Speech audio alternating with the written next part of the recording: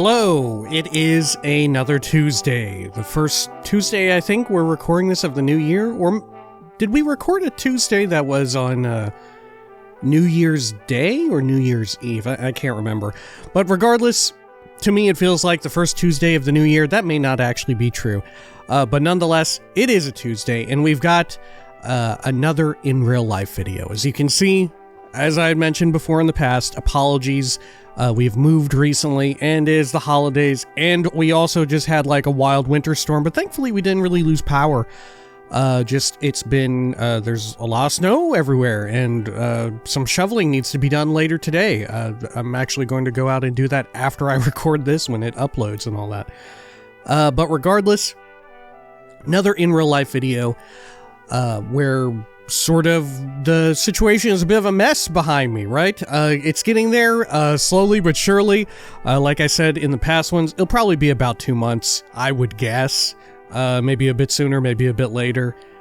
Just kind of depends on what all comes up and all that as we're getting more and more stuff situated.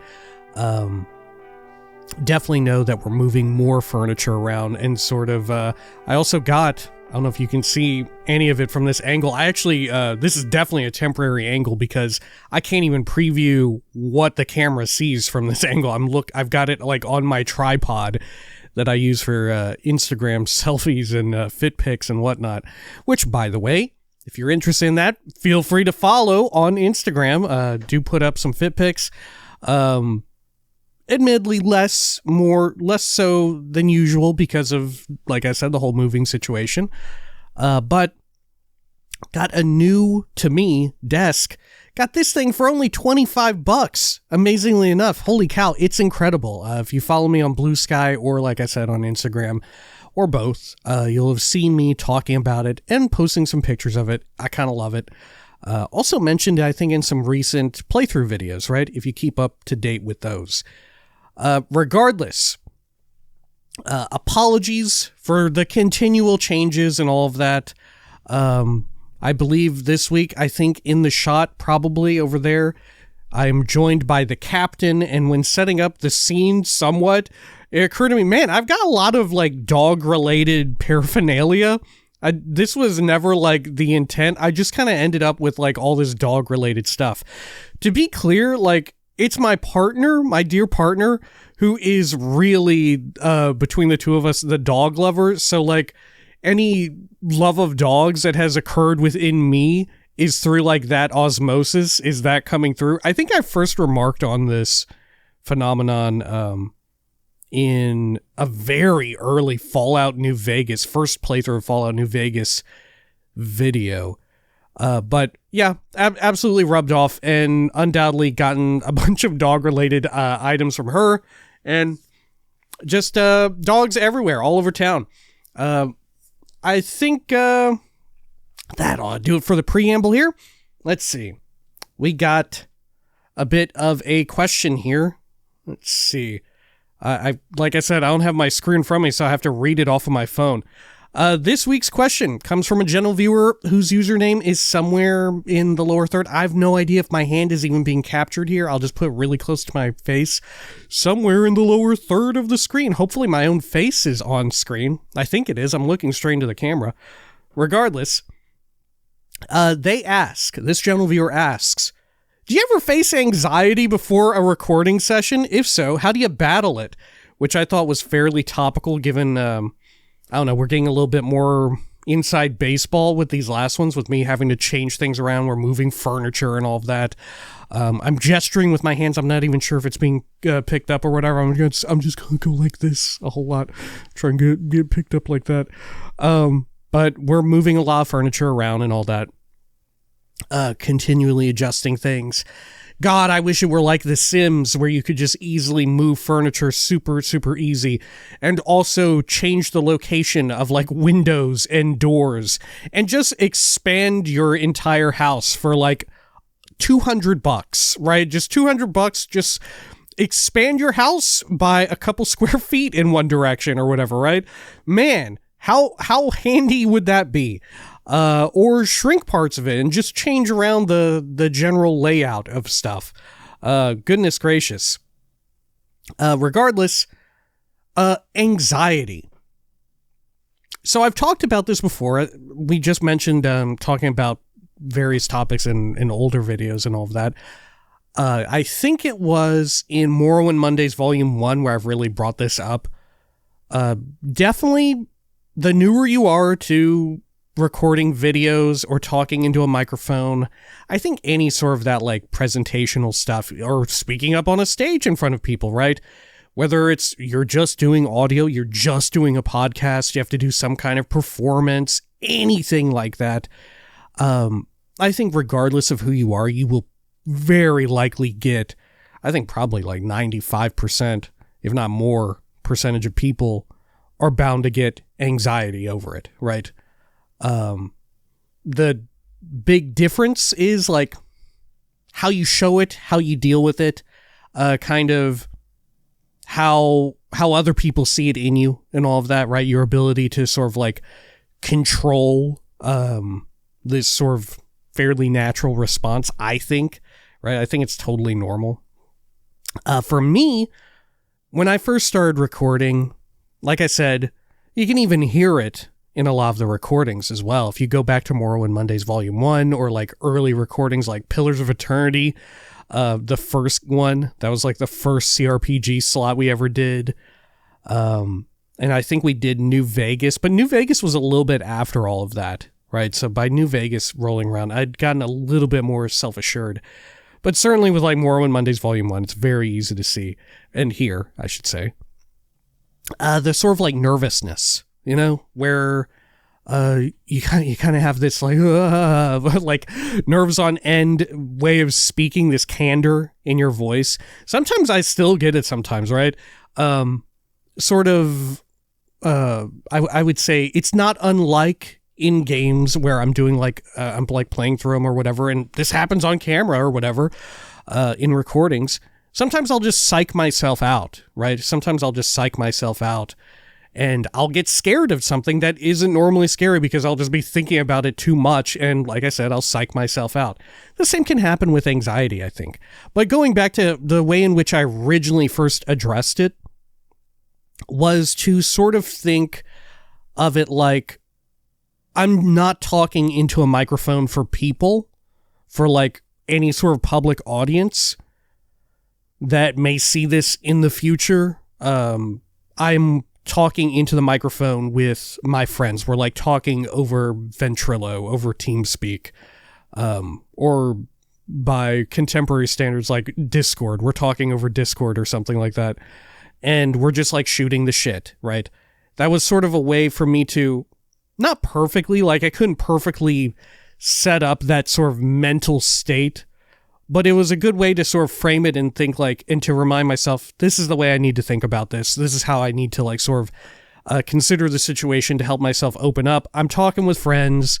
We've known each other forever. We know each other's eccentricities. We're just shooting the shit, right? Which I've done for the longest time and continue to still do so. But that was sort of how I sort of overcame the first, hurdle, as it were. Otherwise, like I said, that really helped with the lion's share of it, which I think is the worst part when you're first getting started out. Because, as a lot of people will say, it's a skill like any other. I would call it like public speaking, right? Sure, you're talking into a microphone, you're talking into a camera, you're doing a performance or whatever. That sort of ability to contend with your social anxiety, your performance anxiety, or whatever. It's a skill like any other that you develop, and the more you interact with it, the better you get at it. I think that I forgot where I even heard it. But someone had pointed out that one of the biggest things that a lot of people fear in contemporary times is public speaking, right? Public speaking. If you're really good at public speaking or fearless, even if you're like not good at it, which I don't think I necessarily am, like I will waffle on or trail off or like lose my thoughts or whatever. But if you seem like you know what you're doing and you're just kind of fearless to some degree, that in and of itself is almost like some kind of strange superpower, because a lot of people do not want to do it, and understandably so. If you have not developed like really any matter of skill or practice in this, because of the unique nature of it, right? A lot of times when you're developing a new skill, you can sort of develop it in your own time, right?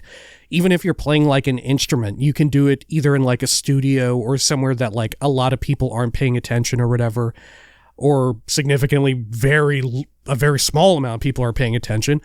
Or like if you're doing like artwork, like you're drawing on a canvas, or you're like on a, what do you call them? Like a Waco tablet or whatever, Wacom tablet. I forgot what they're called. You're doing like digital art, anything like that. You can sort of practice it and like sort of continue to build up your skill in private, right? You don't have to worry about like, oh, other people are going to see me developing this skill and I'm going to get embarrassed. There are very few skills where that is the case, but public speaking is a very commonly had one where a lot of people run into like a situation where, okay, this would help out a lot better if I were a bit more skilled at public speaking or performance and all of that in front of a crowd or whatever, right? That helps a ton. Right? It helps a whole bunch. That's why I think also you'll notice sort of, I don't know, there folks always talk about, and sometimes justifiably clown on the like theater kids of the internet today, right? Sort of like, you know, the a lot of the dance TikToks and all of that. A lot of people are like, oh yeah, they're just a bunch of theater kids or whatever, right? And so, some of that is probably deserved. Some of it is just like lighthearted jabbing or whatever. But true enough, I think a big part of the reason why they're able to just go out there and do that is because of specifically the theater background. They have trained a little bit, as minute as it may seem, they have trained a little bit in sort of like public speaking, public performance, and all of that. Thus, they're able to sort of have that shell of anxiety. They're able to deal with it a bit more. Right? It's a little bit less, it has less of a stranglehold on them, you know? And for everybody, it's going to be a little bit different, right? Depending on like your personality, your upbringing, and all of that. But like I said, I think 95% of people have it. Some folks are just better at hiding it and dealing with it, right? Because like I said, they've developed a skill, or they have like a personality traits or whatever that help them to inhibit the negative conditions of it, as it were. Which, speaking of which, that's a little bit of what I have. I wouldn't go so far as to say I am a theater kid, but certainly I took on like extracurricular activities in school that involved me being like in front of a class of kids, or like doing some sort of like talking on a stage or whatever a little bit, which helped develop that to a small degree, right? Nothing major, not like I actually took theater classes or whatever, just extracurricular junk, which, like I said, I think helped a bit. But as I said, you don't need that. You can develop it in any which way. It's just merely sort of a starting point, as it were, you know, like any skill. Like if you take home ec in school, or like cooking classes or whatever while you're going to school, years later, you will have, like, as minute of an advantage as it may be, you will have like a small advantage over other people when it comes to cooking, right? Just think of it like I was talking earlier. Think of it almost like The Sims or something like that, right? You're just developing a personal skill. These days, I still do get anxiety from time to time. Like I said, sometimes I'll just psych myself out. Sometimes I'll just be in a mood. Sometimes a lot about the setup has changed. Like, for instance, today, I got a little bit of anxiety about this. I'm not able to look into my monitor to see, like, how do I look? Am I, like, looking correctly into the camera? Is the thing in focus? Did I just lose focus because I'm gesturing too much with my hand? Maybe the camera's focusing on the mic too much? I don't know. I do have a little bit of anxiety about just right now, right? But it's manageable. I sort of just, I'm not sure how the best way to say it. Like, the way in which I deal with it these days, I guess I sort of lean back on my old practiced methods and think about that, right? And just internally, I'm just like, don't worry about it. It's whatever, right? And true enough, as well, the more you do something and the more you put yourself out to the world, the less you start to care, right? It's not unlike, you'll hear from older folks and stuff how they're able to be very blunt with people, right?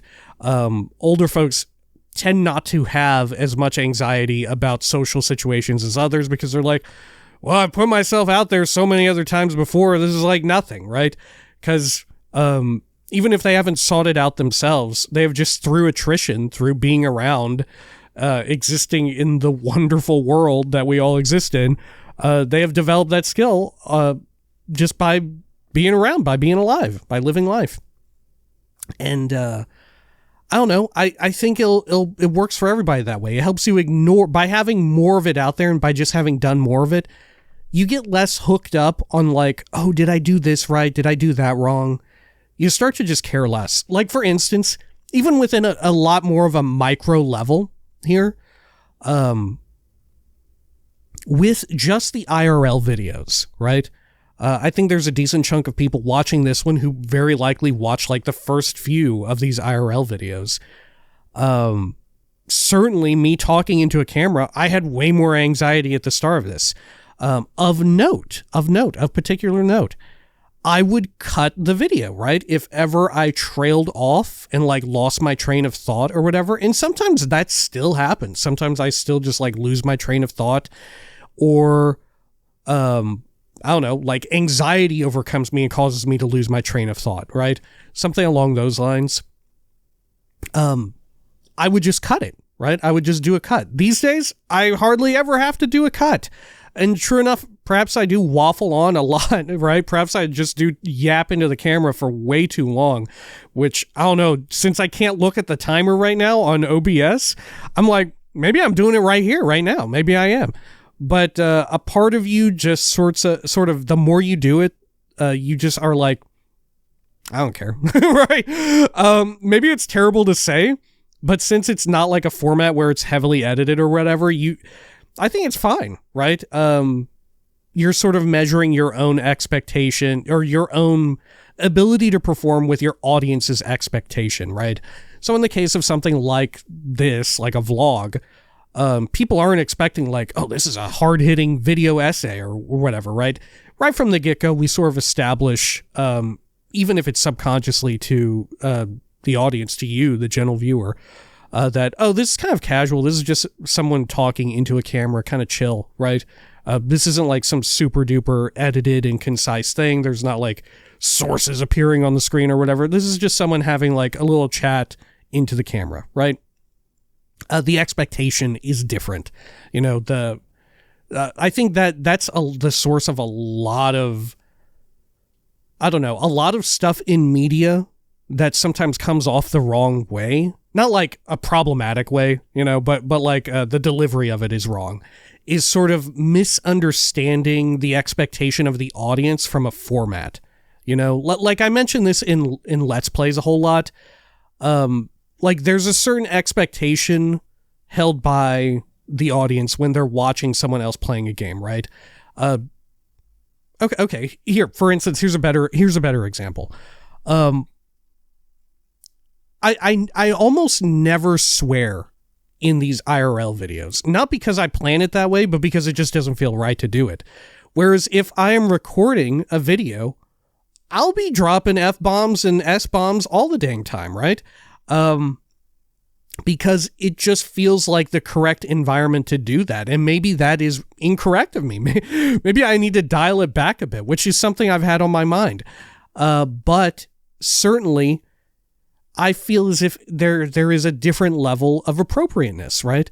The same way in which if you're hanging out with like-minded individuals, perhaps within your age range or whatever, friends and all of that, you're more likely to swear in front of them. You're more likely to curse. But if you're talking to like your grandmother, right, the situation is completely different. You're like, well, sure, my friends know me as someone who swears, but I'm not going to swear in front of my grandmother, right? That's something that I've always thought about is sort of my inherent, very rough, loosey-goosey rule for swearing is Once you get too far away from your own age, I'm not sure what the breaking point is. There's probably some sort of fun mathematical way you can figure it out, right? Someone who just devises like a fun theory. But like, the more you talk to someone who is significantly further away from your own age, the more I feel like you probably shouldn't swear in front of them, right? Like, for instance, if you're a teenager, you shouldn't swear in front of people who are like adults, right? But I don't know, as a teenager myself, I swore in front of other teenagers, my classmates and whatnot, right? But in front of the teacher, I shut up, right? I think that's just sort of like, I don't know, like an unspoken rule that, once again, even subconsciously, we kind of acknowledge and go with. A lot of it is like that, right?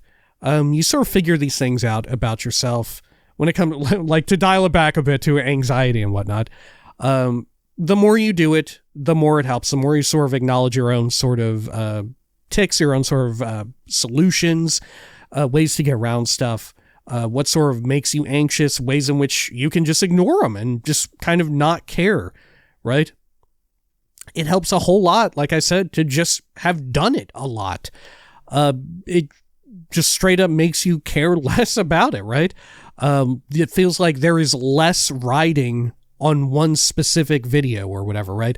Like, I've talked about this before when it comes to, like, someone who does, for instance, compared to myself, to someone who does, like, video essays that brings in, like, a comparable amount of viewership, right? Compared to, like, what my channel as a whole brings in on a month-per-month basis. They put out, like, a video essay every month, every 2 or 3 months or whatever. And that gets them about the same amount of viewership. In that case, there is undoubtedly a ton more anxiety riding, a ton more pressure riding on delivering and sort of making good on that video, right? That's a good way to put it, I think. If you put out a video, once every 3 months, regardless of whether the audience believes this, you internally will come to think, well, gosh, it's been a month. Gosh, it's been 2 months. It's been 2.5 months since I last put out one of these videos, one of these video essays or whatever, right? This one needs to be good, right? Otherwise, what have I done here, right? People have been waiting. Potentially people have been like hitting you up on Patreon or, like I said, just subscribing or in general, right? People are going to have an expectation that this is going to be kind of a big one, Whereas if you're doing it like a video every month, every week, every day, there is a different level of expectation, regardless of what the audience expects, regardless of what the viewer expects or the listener, or whatever your audience jargon or term of choice would be. You feel internally as if there is more or less expectation for you to deliver, right? Because, I don't know, for instance, if I do a video, this was something I got over fairly early on, but I think I even mentioned it in a Morrowind Mondays. Early on, eventually, I got to the point where I realized it's kind of okay if not every video is like as much of a banger as the last one, right? Especially if I had like just a wild rip roaring time recording the last one, because there's an expectation that from the viewer, I think a fair enough expectation from most viewers, right? Sure, there's probably going to be the inevitable weirdo every so often, but most people understand, like, yeah, it's a playthrough. You're playing through a game. There will be peaks and valleys, right? There will be points in time where something a lot more high action, something a lot more funny is bound to happen. And there are points where it's just looting cabbages from a bag, a burlap sack or whatever, right? There comes an understanding. This is something that I've talked about as well recently, thinking of editing stuff like that out, which actually I got a surprising amount of people saying, like, they, as much as they would love the idea of having like a face cam in one of the corners of a video or whatever, they would still actually love it if I kept in the cabbage looting and all of that from playthroughs, at least. To which I think, sure, why not? We'll experiment like that first, right? We'll take it very gradually. But yeah, just sort of giving some more insight into that. And I think that ought to do it, right? For the topic of sort of having anxiety after pressing record, right? And I think, like I said, this is applicable not just to doing like videos and YouTube specifically, like if you do your own videos, if you do streaming, if you do podcasts, or if you have to do any form of public speaking to like a team at an office, people working at a construction joint or whatever, people working in retail, if you have to talk in front of people in any form or fashion or make some kind of delivery or performance in front of folks, people tend to, you come into contact with that sort of situation pretty often, right? And like I said, it's a skill like any other. You sort of develop it, right? And if anything, I would say, you know what? Yeah, that's a great point. Even if you don't intend to pursue it as like a major, like, well, obviously you shouldn't begin to pursue it as a career anyway, but even if it's not like a major hobby interest, doing something like YouTube or like podcasting or whatever, I think could actually help you develop, to a certain point, public speaking, right? I think just doing it in your own free time, I think it could absolutely, like, if that's something you want to work on, even if literally nobody else watches or listens or whatever, or like is aware of that you're doing this, just the act of going through it will, I think, develop your public speaking and performance skills to a certain level, right? You'll probably run into diminishing returns sooner, but it'll get you over, like you'll run into hurdles initially, right? Wherein you feel a little bit nervous, you know? Stuff like that, I think, can be a helpful way to sort of get over that anxiety. Not to get over it per se, but to sort of like better be able to deal with it in your own way, right? Because, I mean, some folks can just get over it. Other folks, you know, you have to sort of internalize it and think about it and sort of, I don't know, lessen the blow of it. You know, human beings, everybody has their own sort of way of dealing with things, and there's different groupings of like, oh, these are folks who deal with it in this way, and these folks another way, right? And like I said, part of the early hurdles is figuring out your way of doing it, right? What works well for me isn't necessarily going to work well for you. So ideally, you get into a situation where you can find out what works for you and maybe you have different things that work well for you, but to different degrees, right? Oh, this I find really helps. This helps a little bit, but this helps so much more, you know? I think that's it. And I think that ought to do it for this week's IRL video. I really, I have no idea how long I've been talking in this camera. I feel like this might be, I don't know, this could be 15 minutes. This could be 30 minutes. I have no idea how long this has taken. This is probably quite bad. I didn't even look at my watch or anything ahead of time. I literally do need to go outside and shovel snow before it gets dark. All right. That ought to do it for this week. As I mentioned, I would like to, as things sort of settle down here, or at least maybe once I get like a better camera setup or whatever, I would love to put out sort of a recombobulated, like redone Patreon video or whatever, sort of to update that old crowdfunding video. It's quite old now. I think it's like 2-3 years old. As I mentioned in a past one, I think it'd be good to just update it every year. Anyway, that ought to do it. Yeah. Until next time, please take care of each other.